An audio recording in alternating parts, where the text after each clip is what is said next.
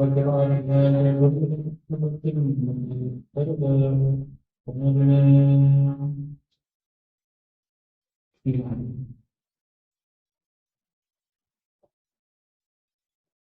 सबों का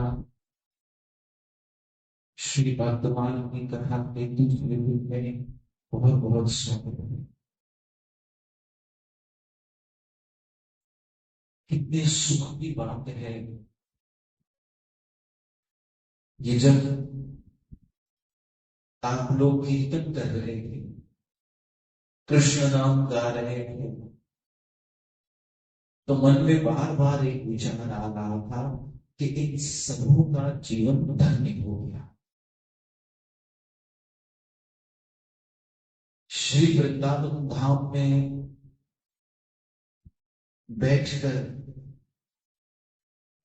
हरिनाम संकीर्तन करना, कथाएं सुनना, ये हमारे अंतःकरण, जहां से विचार उत्पन्न होते हैं, उसे कहते हैं अंतःकरण। और इस अंतःकरण में सिर्फ इस जन्म की नहीं, जितने भी जन्म हमने बिताए हैं उसके संस्कार होते हैं, उसके लवलेश होते हैं। और जब हम कृष्ण की कथा, हरि कथा, हरिनाम संकीर्तन करते हैं धाम में बैठकर, तो ये नाम क्या करता है? ये नाम जाके अंतःकरण को स्थिति करता है। श्री चैतन्य महाप्रभु ने कहा, चेतो दर्पणम मार्जन, कि जो हमारा चित्त, ये चित्त एक मिरर की तरह, जैसे मिरर पर डस्ट एक्यूमुलेट होती जाती, होती जाती, होती जाती, होती जाती, और वो बिल्कुल मैला हो गया, तो उसमें कुछ भी सही से दिखाई नहीं, जब तक उसे साफ न किया। ऐसे ही जब हम अपने जीवन में बहुत सारे कंफ्यूजन्स में हैं, बहुत सारे डिसीजन, बहुत सारे निर्णय जो हमें लेने होते हैं, जिसमें हम हमेशा एक एंग्शियस स्टेट में रहते हैं। क्या करना चाहिए, क्या नहीं करना चाहिए, ऐसा करें तो क्या होगा, वैसा करें तो क्या होगा, इसका क्या होगा, उसका क्या होगा, बच्चों का क्या होगा, पत्नी का क्या होगा, पति का क्या होगा, ऑफिस का क्या होगा, करियर का क्या होगा, शरीर का क्या होगा, जॉब का क्या होगा। ये जो परप्लेक्सिटी है, ये उस दर्पण रूपी मन पर जमा हुई मैल के कारण, जैसे उससे धूल छटती है, हरे कृष्ण कृष्ण कृष्ण कृष्ण हरे हरे, हरे राम राम राम। ये पता चलता है इन सबका क्या होगा, वो तो मेरा हरि जाने। फिर सद्बुद्धि आती है कि इन सबकी बेवजह चिंता करने से बेहतर है मेरे गोविंद का चिंतन किया जाए। क्योंकि याद रखिएगा,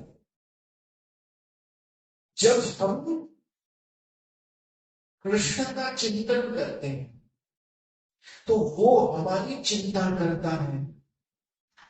इस समय हम अपनी चिंता कर रहे हैं, वो बोलता है ठीक है, मेरा काम तुझे करना है, दैट्स ओके, गो अहेड, करो चिंता। चिंता करते करते करते कई चिता पर चढ़ गए। लेकिन जब हम कृष्ण का चिंतन आरंभ करते हैं, जब उठते ही, सुबह आप जब रात सवेरे उठते हैं नींद से, और उठते ही लगता है कि चलो मेरे ठाकुर, आपने एक नया दिन दिया आपकी सेवा करने के लिए, वो है जीवन, वो है वास्तविक आनंद, खुशी। इसलिए आप चिंता करना चाहते हैं या बोलिए चिंतन, दोनों ऑप्शन है हमारे पास। अगर चिंता करेंगे तो जल्दी चिता पर चढ़ेंगे, श्री राधे कहिए। क्योंकि चिंता से क्या होता है, ब्लड प्रेशर बढ़ता है, बोलिए बढ़ता है नहीं बढ़ता। अगर ब्लड प्रेशर बढ़ता है तो बॉडी में सारे हार्मोन्स डिस्टर्ब हो जाते हैं और उससे डायबिटीज या शुगर की बीमारी भी हो जाती है, हाइपरटेंशन होने लगता है। मतलब इन सब की जड़ क्या थी, बोलिए चिंता। चिंता करते करते करते करते करते करते जल्दी चिता पर चढ़ जाते हैं। लेकिन अगर चिंतन करते हैं, गोविंद का जब चिंतन होने लगता है, जब उठते आपको कृष्ण याद आए, जब पैर लड़खड़ाते आपको कृष्ण याद आए, जब छींक मारते ही आपने एक छींक मारी, और आपने अगर उस समय कृष्ण को याद नहीं किया तो याद रखिएगा मरते समय वो याद नहीं आने वाला। अगर छोटी छोटी बातों में हमें गोविंद याद ना आए तो फिर इतनी बड़ी बात में वो कैसे याद आएगा। इसलिए हर पल उसका चिंतन करना यही अभ्यास है, और इसी को प्रेम कहते हैं और इसी को भक्त कहते हैं। कल हमने आरंभ की थी भक्तमास से एक बड़े ही अद्भुत चरित्र की, और वो है भक्त धन्ना। आइए देखते हैं कि धन्ना का चिंतन कैसा, सीखते हैं इन भक्तों से कि इनके जीवन में किस तरह का चिंतन करना, इनसे ठाकुर जी इतना रिच गए। भक्त धन्ना, इनकी भक्त धन्ना की जो वाणी है वो गुरु ग्रंथ में भी आई है। जो लोग गुरु ग्रंथ को यहां जानने वाले बैठे हैं वो जानते हैं कि गुरु ग्रंथ में भक्त धन्ना की वाणी आई है, क्योंकि गुरु ग्रंथ भक्तों की और गुरुओं की वाणी का एक मिक्सचर है जिससे वो रचना की गई है। तो भक्त धन्ना बड़ी छोटी उम्र थी उसकी, उसके घर पंडित जी आए, यात्रा कर रहे थे। पहले के समय में रेस्टोरेंट्स और होटल नहीं हुआ करते, तो जो यात्रा पर निकलते थे वो किसी से पूछ कर किसी गृहस्थ के यहाँ आज्ञा लेकर उनके घर में रुक जाते थे। हमारे यहाँ अतिथि देवो भव, इसीलिए कहा गया भारतवर्ष में लोग पूर्व काल में जब कहीं बाहर जाते थे तो वो यात्राओं पर ही जाते थे। आज भी आप देखिए हमारी फैमिली जब बाहर कहीं घूमने जाती है तो कोई ऐसी जगह पर जाती है जहां मंदिर हो, कोई तीर्थ स्थान हो, कोई हरिद्वार चले गए, कोई रामेश्वर, कोई द्वारका चले गए, कोई अयोध्या चले गए, कोई जगन्नाथपुरी चले गए, कोई वृंदावन आ गए।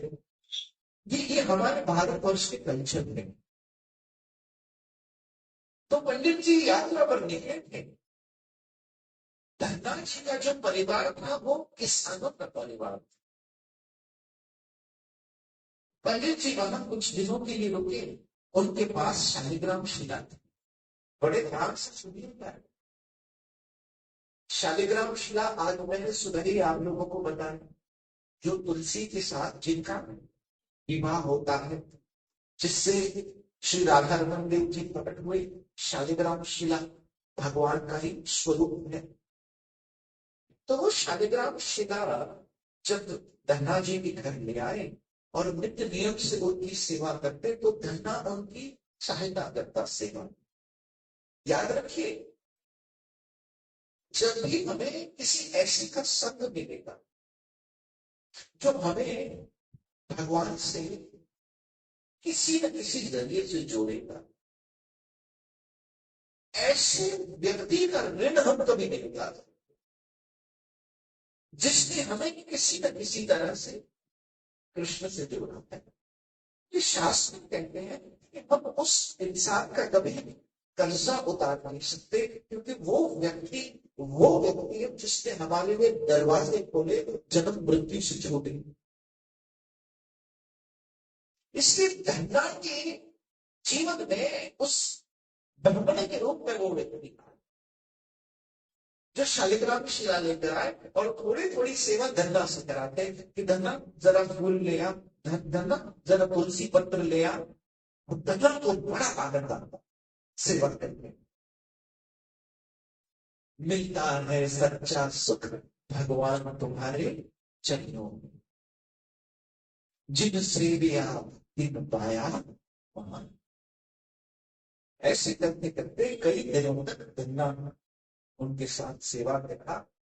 और पंडित जी की बारी आई घर से निकलने की, यात्रा पर आगे बढ़ने की, तो उन्होंने जब अपने शालिग्राम को फिर से आसन पर विराजमान किया तो धन्ना रोने लगा।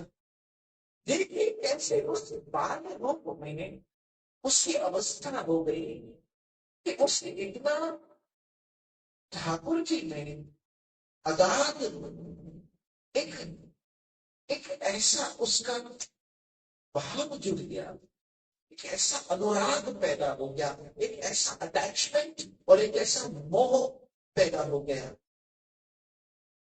कि वो रोने लगा। वो कहने लगा मुझे चाहिए। जैसे बच्चे हट कर बैठते हैं, जिद कर बैठते हैं। और याद रखिए, जब भी किसी निर्मल मन से, जब भी किसी इनोसेंट और बहुत ही पवित्र मन से कोई भाव निकलता है तो वो ठाकुर जी के हृदय तक जरूर पहुंचता, वो उन्हें हिला देता है। वो बड़े बड़े तपस्वी जटी योगी नहीं कर पाते जो एक निर्मल मन से निकला हुआ भाव कर देता है। रामायण की जो बाई कहती है, मोहे छल छिद्र कपट न भावा। निर्मल मन जन सो मोहे मोहे कपट छिल छिद्र छिद्र न भाव।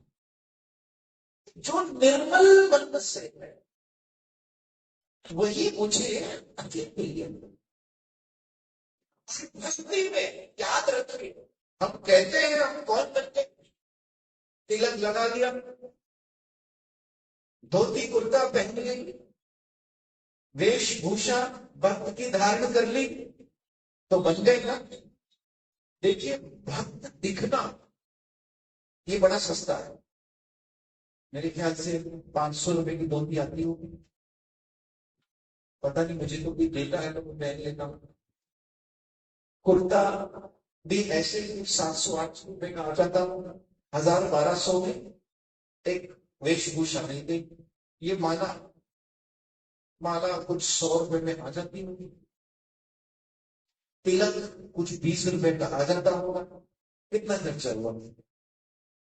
1200, 1300, 1400 रुपए। चलो बहुत आपने बढ़ा दिया तो कुछ 1500 रुपए।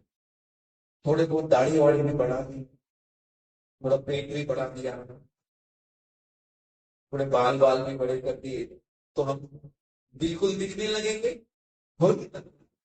बाबा जी दिखने लगेंगे। कितना खर्चा हुआ?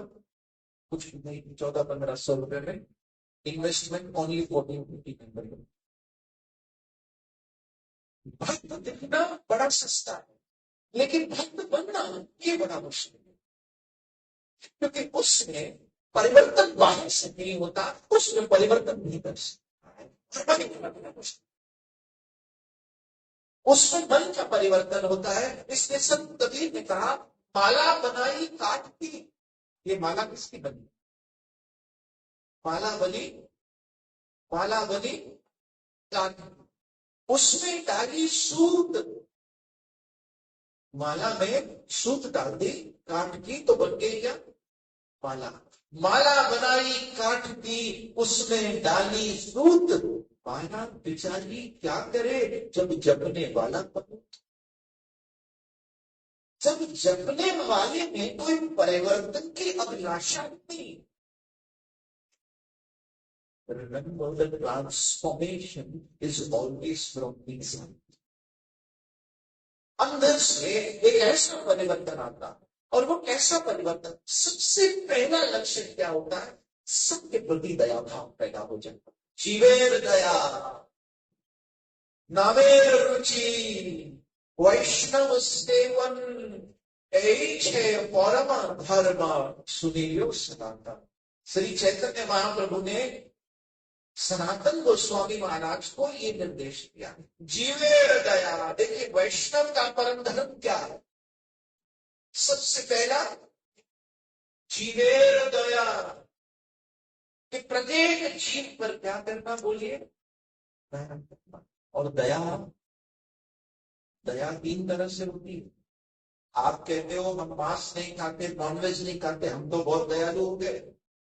नाना, इसकी गहराई में जरा उतरिए। महाप्रभु के शब्द हैं, जीवेर दया का अर्थ है कि मन, कर्म और वचन से, तीनों रूप से दया करना। हम जो दया करते हैं वो कर्म की दया है, कि हमने किसी को चोट नहीं पहुंचाई, हमने कोई मांस, कोई जीव हत्या नहीं की, कोई ब्रह्म हत्या नहीं की। ये कौन सी दया है? बोलिए, ये कौन सी दया है? कर्म से। इसके बाद जो दया आती है वो वचन की दया, अर्थात वाणी से दया करना। किसी को कठोर शब्द कहना, अपमानित शब्द कहना, ये भी बहुत बड़ी हिंसा, बहुत बड़ी हिंसा। मैं आप सबसे कहता हूं, आपको अगर किसी ने बचपन में कोई चोट पहुंचाई होगी तो वो आप भूल गए होंगे। बोलो भूले? याद है कि हम यहां गिरे थे, ऐसे गिरे थे, इसने धक्का दिया, उसने, कुछ याद है? लेकिन अगर बचपन में भी किसी ने बहुत कड़वे शब्द आपको कह दिए, some insulting words, you still remember it, is it not? Is it not? आप आज भी उसको याद रखते, क्योंकि वो भी एक हिंसा थी जो आपके मन पर प्रहार और उसका वार कर दे। इसलिए जब शब्द कहते थे, संत कबीर कहते हैं, शब्द शब्द हर कोई कहे, शब्द के न हाथ न पांव, एक शब्द औषध करे, एक शब्द करे। यही शब्द है जो दवाई का भी काम करती है, औषध का भी काम करती है, किसी को हील करने के लिए। और यही शब्द है जो किसी को तोड़ने के लिए भी काम आते, किसी को दुखी करने के लिए भी काम आते हैं। एक तरफ गीता की वो वाणी जो अर्जुन के हृदय को पुनः जोड़ देती है, और एक तरफ मंत्रा के वो कड़वे शब्द जो पूरे राम राज्य को तोड़ देते हैं। श्री राधे नहीं, शब्द का बड़ा बड़ा हिंसा और अहिंसा से लेना देना है। तीसरी, मन से। जब हम मन में किसी के प्रति द्वेष करते, द्वेष नहीं कर सकता, प्लीज इससे ऊपर उठिए। ये भक्तों का चरित्र में किसी ने सुन रहे हैं कि हम कहीं 1%, 0.1% भी इनके जीवन से लेकर उतारते हैं। वो कभी किसी का द्वेष नहीं कर सकता, किसी के बारे में दुर्विचार नहीं रख सकता। खड़ा रहा बाजार में, सबकी मांगे है। क्या वाणी है! बस इतना याद रख लो, श्री राधे, श्री राधे। क्या सुंदर वचन है कि खड़ा रहा बाजार में, सबकी मांगे, न किसी से दोस्ती और न किसी से बैर। अब किसी से न दोस्ती रही, न किसी से बैर रहा। सब सुखी रहो, सब आनंद में रहो, सब खुश रहो। इसलिए जब मैं किसी को खुश देखता हूं मुझे बड़ा अच्छा लगता है। ये औरों की खुशी, खुशी ये कंटेजियस है, मुस्कुराहट। तो इसी पर मैं 3 और बातें बताऊं, नहीं बोलिए बताऊं, 3 बातें याद रखना। पहला मुस्कुराना, बोलिए मुस्कुराना। दूसरा शुक्राना कि हर बात में ठाकुर जी को धन्यवाद कहेंगे। पहला मुस्कुराना, दूसरा शुक्राना, और तीसरा किसी का दिल न दुखाना। किसी का दिल न दुखाना, क्योंकि जब किसी का दिल दुखाते हैं ना, तो भक्ति दूर हो जाती है हमसे। भक्ति भक्ति महारानी उस दिल में वास करती है, उस हृदय में वो आसन बनाकर जम जाती है, जो हृदय किसी का अहित नहीं चाहता, किसी का बुरा नहीं चाह सकता, किसी से द्वेष नहीं कर सकता। इसलिए सबसे पहले इस भजन का प्रभाव हो कि मन निर्मल हो जाए। ऐसा निर्मल मन क्या चमत्कार करता है, देखिए। भक्त धन्ना निर्मल मन से रोने लगे। पंडित जी ने कहा, बेटा ये कोई खिलौना नहीं है जो मैं तुझे दे दूं। तब किसी ने समझाया कि ये जो बच्चे हैं ये ऐसे ही जिद करते हैं, एक काम कीजिए, आप इन्हें कुछ और देकर चले जाइए ताकि इनका इस बच्चे का मन बना रहे। पंडित जी स्नान करने पहुंचे जब गंगा के तट पर, वहां पर एक पहाड़ से जो छोटे छोटे पत्थर पड़े होते हैं पहाड़ के वहां से एक ऐसा गोल सा पत्थर उठा लिया, छोटा सा कपड़ा, उसको गंगा जल से स्नान किया, उस पर थोड़ा तिलक विलक लगा दिया, इतर वितर लगा दिया, और जिस आसन पर उन्होंने अपने शालिग्राम रखे थे उस आसन पर उस पत्थर को रख दिया, और नीचे वाले आसन पर शालिग्राम रख दिया, और चले गए गंगा के पास। कहा, देख गंगा तो रो मत, मैं लाया हूँ तेरे लिए, ठाकुर जी तेरे लिए शालिग्राम लाया हूँ, देख मेरे पास दो है, एक बड़े भगवान है, एक छोटे भगवान है, तू कौन से लेना चाहेगा? बोला, इसमें से बड़े कौन से हैं? कहा, जो ऊपर बैठे हैं वो बड़े हैं, जो नीचे बैठे हैं वो छोटे। दलाली का मैं तो बड़े ही लेना चाहूंगा। कहा, ठीक है। अब वो था पत्थर, वो शालिग्राम इसलिए नहीं थी। लेकिन अब मानने वाले का जो भाव था वो ऐसा नहीं मिल रहा कि उसे तो लगा कि उसे क्या मिल गए, शालिग्राम, उसे सब कुछ मिल गए। और पंडित जी ने कहा, ठीक है धन्ना, अब तू इनकी खूब सेवा कर, देख इन्हें भोग लगाकर इनको खाना, ऐसे मत खाना, ठीक है, जैसे हम करते थे वैसे ही करना। और ये कहकर वो पंडित जी, भक्त धन्ना इतना भोला, इतना प्यारा। पिताजी ने कहा, खेती बाड़ी करने जाओ बेटा, तो भक्त धन्ना उसे भी ले गया, शालिग्राम को भी ले गया, मतलब पत्थर को भी ले गया अपने साथ। समय उसे अपने पास उसे अच्छा लगने लगा। जो उसकी माँ ने बाजरे की रोटियां बनाकर दी, 4 रोटियां बनाकर देती, एक छोटा सा बच्चा है, एक दो खुद खा लेगा, बाकी गौ माता को खिला देगा। तो पहला दिन हुआ, पंडित जी की बात याद आई कि पहले भोग लगाना फिर भी खाना। उसने थोड़ा सा बाजरे का रोटला रख दिया, लेकिन कोई खाने आया नहीं। धन्ने ने कहा, देख भाई, यदि तू नहीं खाता तो मैं भी भूखा रहने वाला, मैं भी नहीं खाऊंगा। एक दिन बीता, धन्ना भूखे पेट रहा, सारी रोटियां वैसे की वैसी रह गई। दूसरे दिन फिर शालिग्राम शिला के आगे, उस पत्थर के आगे फिर रोटला रख दिया, लेकिन कोई खाने नहीं आया। धन्ने ने कहा, भाई अगर तू नहीं खाता तो मैं भी नहीं खाता। तीसरे दिन फिर यही हुआ, लेकिन अब मेरा जो ठाकुर है ना, श्री राधे श्री राधे श्री राधे श्री राधे, उसे पिघलने देर नहीं लगती। आप जब पुकार करो मेरे साथ कहिए एक बार, कृष्ण कृष्ण कृष्ण गोपाल गोविंद। इसमें कितना भाव और कितना दर्द है।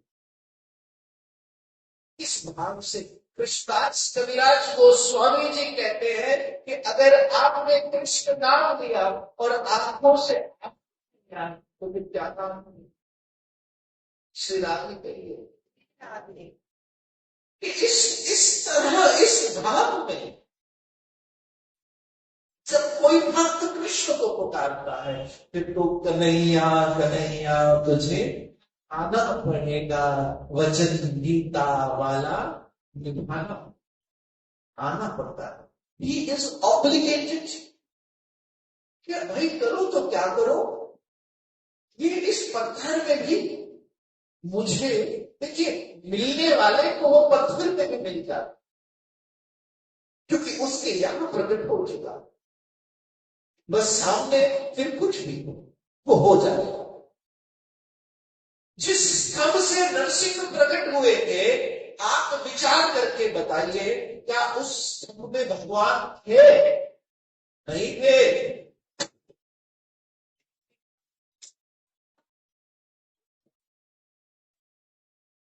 जिस स्तंभ से नरसिंह प्रकट हुए स्तंभ में ईंट पत्ती पत्थर ये सब, लेकिन ये प्रहलाद का भाव था, वो तो हिरण्यकशिप ने बनाया था। क्या हिरण्यकशिप नहीं जानता था कि ये पत्थर से बना है? उसने पूछा कि क्या तेरा हरि इसमें है?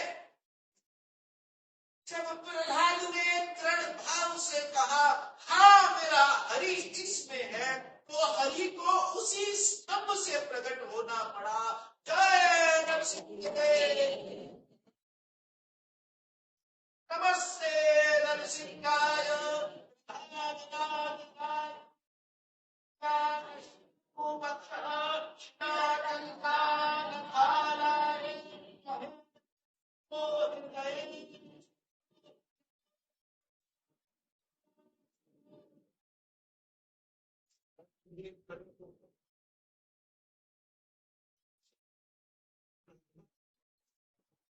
पूर्ति कर वचन विश्वास को स्थापित करना था। इसने कहा है यहाँ है तो है, खुदा ने मान लिया कि वो कौन है इस पर में है। तो जैसे ही चौथा दिन आया उसने फिर रोटला रखा और आंखों पर हाथ रख के बैठ गया कि अरे आप आओगे भी या नहीं आओगे, गोविंद चले आओ गोपाल चले आओ। घंटा को ठाकुर जी ने दर्शन दे दिए, बोलिए बाल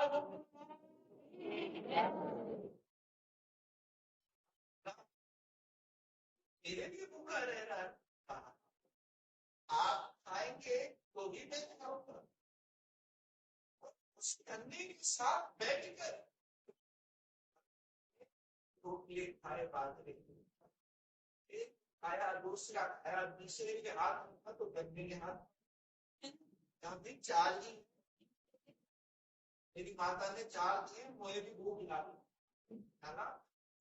और देख अगर तू यहाँ है ठाकुर की कितने सरल और सरल के साथ वो सरल, हम कहते हैं ना सरल के साथ कृष्ण कैसे है और चतुर है, साथ वो विवाह साथ में भोले बन के जाओगे तो वो भी भोला बन के बैठ जाएगा, जो करोगे करवा देगा। लेकिन उसके सामने होशियार बन के जाओगे तो तुम्हारा बाप श्री राम उसके जैसा कोई दोस्त नहीं है।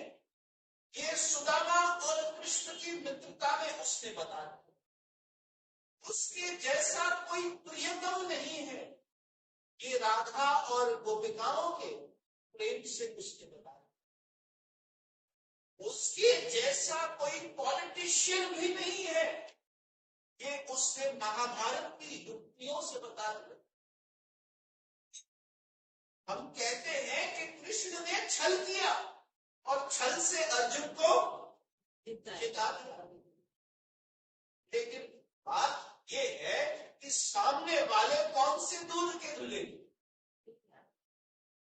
अगर वो युक्ति करना जानते थे तो ये महायुक्ति करना जानते। अगर वो जयद्रथ को छुपाना जानते थे तो मेरा दोस्त सूरज को छुपाना जानते। उन्होंने जयद्रथ को छुपाने की युक्ति की।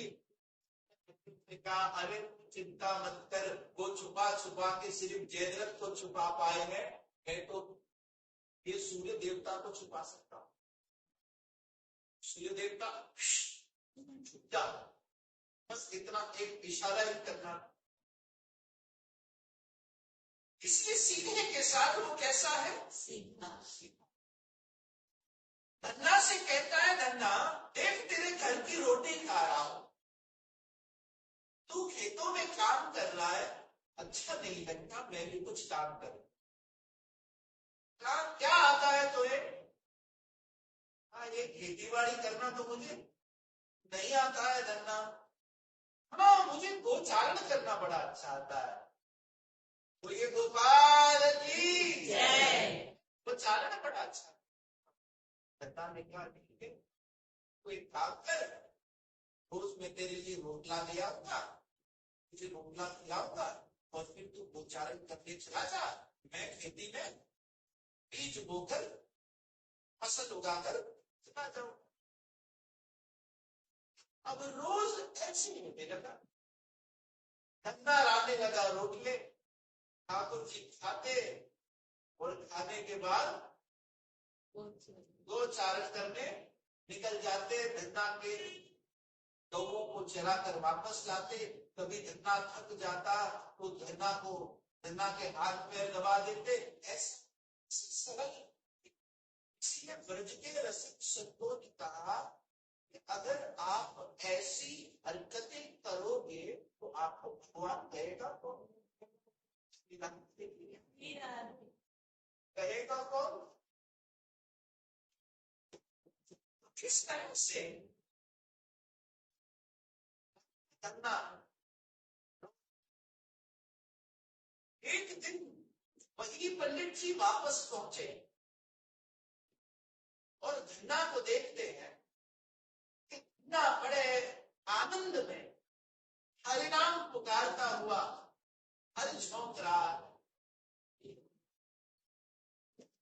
गोपाल राधा कृष्ण गोविंद राधा कृष्ण।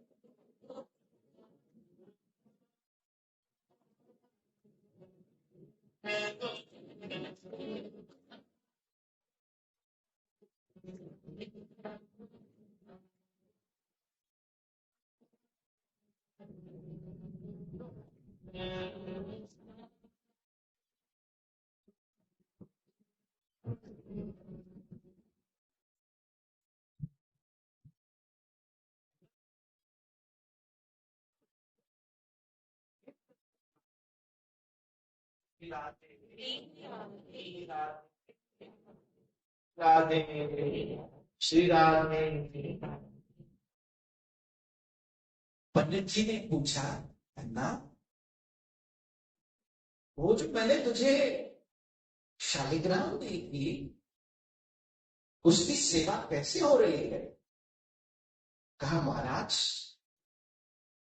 बड़ी अद्भुत आपने दिव्य शालिग्राम शिला मुझे दी, उसमें से तो रोज ठाकुर जी मेरे साथ बैठकर रोटला खाते और गोचारण करने चले जाते हैं। पंडित जी ने सर बढ़ा कर कि मैं तो अपनी शालिग्राम लेकर चला गया, इसे मैंने क्या लिया था? पत्थर का। ये धन्ना क्या कह रहा है? चल धन्ना, मुझे जरा दिखा कि गोचारण करने ठाकुर जी कहां जाते हैं। कहा, आइए आइए महाराज, आप ही ने तो मुझे ये दिए, आइए आइए आइए। सामने देखता है तो उसे सिर्फ दो ही नजर आए, ठाकुर जी नजर नहीं आते। लेकिन वो समझ जाता है कि कभी ये धन्ना के उस निर्मल मन के प्रभाव से ठाकुर जी जरूर धन्ना से मिलेंगे। आज उस पंडित जी की आंखों में भी आंसू आने लगते हैं। प्रभु, मेरे पास तो शालिग्राम खिला कब से थे, मैं आपकी सेवा पूजा अर्चना कर करके थक गया, लेकिन आज तक आप कभी मेरे सामने तो नहीं है। फिर वही बात उस पंडित जी के मन में ठाकुर जी ने दोहराई कि सुनो, सिर्फ वो निर्मल मन ही है, वो निर्मल मन जो मुझे अपनी ओर खींच सकता है। संत कबीर ने अपनी वाणी में कहा, कबीरा मन निर्मल भया जैसे गंगा को नीर। बोलिए, कबीरा मन निर्मल भया जैसे गंगा को नीर। अब पीछे हरि फिरत है, कहीं कबीर कबीर। कि जब मन निर्मल हो जाता, जब राग द्वेष और औरों के प्रति घृणा से मुक्त हो जाता, हम सबों का एक स्वभाव बन जाता है और उन्हें दोष देखने। पता नहीं, जब इंसान खुद गलती करता है, हमारे गुरुदेव कहते हैं कि जब इंसान खुद गलती करता है तो वो वकील बन जाता है, इसका खुद का एडवोकेट। तो मैंने ये ऐसा क्यों किया, ये क्यों किया, ऐसा क्यों किया, ये सही है, ये सही है, ये सही है। क्योंकि उसने खुद गलती की है कि तो क्या बन गया है? वकील, अपनी वकालत करता है। लेकिन जब कोई किसी और की गलती को देखता है तो वो जज बन जाता है, तो वो जज बन जाता है। ये देखो, इसने गलत किया। अरे जब हमसे गलती हुई तो हम अपनी वकालत करते हैं, और किसी और से गलती होती है तो जज बन जाते हैं। इसलिए एक एक वो भाव होता है, एक वो नेत्रों की शुद्धता होती है जिसमें हम गलती देखना ही छोड़ देते। श्री राधे की याद रखिएगा, कूड़े कचरे में एक सुंदर फूल पड़ा हुआ, भौरा उस कचरे में कहीं और नहीं जाएगा, कहीं और नहीं भुनभुनाएगा। उसकी जो जो उसकी गति है वो हमेशा उस सुंदर फूल की तरफ ही जाएगी। और मक्खी यदि फूलों के बीच कचरा पड़ा हो तो फूलों को छोड़कर हमेशा कचरे पर भेजेगी। इसलिए हो सकता है आप जिससे भी मिले उसमें हजारों दोष हो, लेकिन कृपया उन दोषों को मत देखिएगा, उसमें कोई एक खूबी जरूर होगी। क्योंकि जब हम औरों के दोषों का चिंतन करते हैं तो वो दोष हम में आ जाते हैं, हम वैसे बनने लगते हैं। और जब हम किसी की खूबी का चिंतन करते हैं, किसी की अच्छाई का चिंतन करते हैं, तो वो अच्छाई हम में आती है। और मन निर्मल इसी से होगा, और यही निर्मल मन है जो मेरे गोविंद को खींच करता है। फिर हम उसके पास पहुंचे न पहुंचे, वो हमारी ओर चला आए। हमारे परम गुरुदेव श्री भक्ति सिद्धांत सरस्वती महाराज कहा करते कि मंदिर में तो हर व्यक्ति दर्शन करने पहुंच जाता, लाखों की भीड़ आ जाती है बिहारी जी के दर्शन करने, श्री राधा वल्लभ, राधा रमण, राधा श्याम सुंदर, राधा दामोदर के दर्शन करने दुनिया से लोग आ जाते हैं। लेकिन कुछ यदि तुमने ऐसा कर दिया कि मेरा गोविंद तुम्हारे दर्शन करने आ जाए, तब होती है भक्ति की गति। आप देखिए जितने महान भक्त रहे, भगवान खुद उनके पास आए, क्योंकि वैसे भी जीव में कोई ये ऐसा सामर्थ्य या ऐसी योग्यता नहीं है कि वो भगवान तक पहुंच पाए। क्या है भाई हम में, क्या है ऐसा? हम किस बात का घमंड और अभिमान करें? कभी कभी जीव को अपने भाव का भी अभिमान हो जाता है कि हमारे अंदर कृष्ण के लिए ये भाव है, हमारे अंदर राधा रानी के लिए ये भाव है। अरे ये भाव का अभिमान क्या वास्तव में शोभा देता है? क्या हमारा भाव मीरा के भाव के सामने कुछ है? क्या प्रहलाद का जो अनफ्लिंचिंग तेज था, जो उसकी एक अगाध भक्ति थी, उसके सामने कोई हमारी भक्ति मायने रखती? बोलिए, हमारे जीवन में तो थोड़ा सा कोई दुख, जब जब दुख आ जाता है तो हमारे अंदर से जय जय श्री राधे भी ऐसे निकलता है, जय जय श्री राधे। जब खुश होते हैं, कुछ अच्छा हो रहा होता है जीवन में, तो कहते हैं जय जय श्री राधे। और जिस दिन मूड ऑफ हुआ, उस दिन जय जय श्री। एक सूत्र हमारे गुरुदेव ने दिया है, बताओ, बहुत काम की चीज है। जब अच्छा जीवन में होता है, हम कहते हैं वाह वाह, बोलिए, कहते हैं। और जब बुरा जीवन में होता है, कहते हैं तो भक्ति अर्थात सद्भाव रहना, जिसे गीता में भी कृष्ण ने कहा, लाभा लाभो जया जयो तांस्तिक्षव भारत। उस संभाव में रहने का अर्थ क्या है कि जब जीवन में अच्छा हो और मुख से निकले वाह, तो उसके साथ निकले कृष्ण, वाह कृष्ण, बोलिए वाह कृष्ण। और जीवन में कुछ विपरीत हो जाए, कुछ अनएक्सपेक्टेड, कुछ अनसर्टेन हो जाए, कुछ बुरा हो जाए, तो निकले आह कृष्ण। सुख में भी उसका चिंतन और दुख में भी उसका।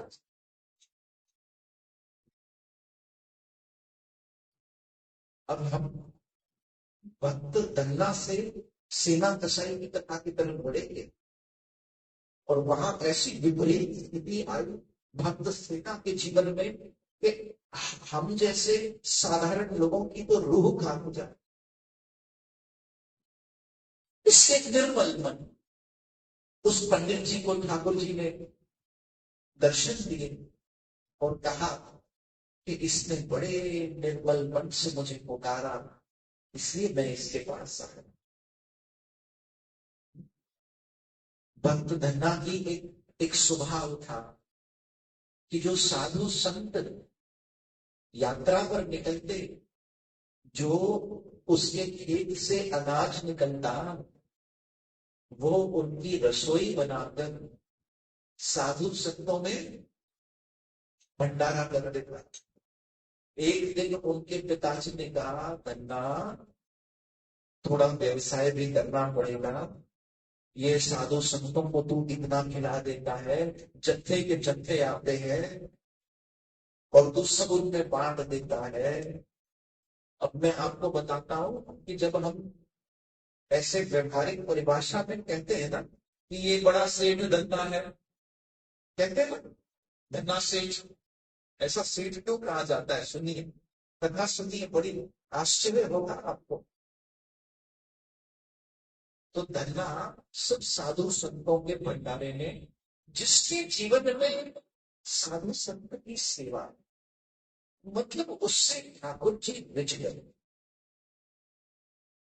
हमारे गुरुदेव एक बात करते, संत हंसे, बोलिए संत हंसे तो भगवान हंसे, तो भगवान हंसे। एक कथा याद आ रही है, सुना सुना। भाई हमको करना क्या है, वृंदावन में आकर यदि कथा में डूब नहीं गए, अगर कथा में बैठे बैठे भी सोचा भूख लगी है, प्यास लगी, यहाँ जाना है वहां जाना है, तो फिर क्या है। एक संत थे जो जंगल में बैठकर अपनी कुटिया में भजन कर रहे थे, हरे कृष्ण कृष्ण कृष्ण हरे हरे, हरे राम राम राम हरे हरे, हरे कृष्ण कृष्ण कृष्ण हरे हरे, हरे राम राम राम हरे। उस जंगल में एक शिकारी था। शिकारी बड़ा बड़ा खूंखार शिकारी था। उसने कभी किसी इंसान को नहीं देखा। उसने पहली बार ऐसी दिव्य विभूति देखी जो बैठकर अपने ध्यान में हरिभजन कर रही। और देखिए संत से निकलने वाली जो वाइब्रेशन वो कहीं हम पर असर जरूर करते हैं।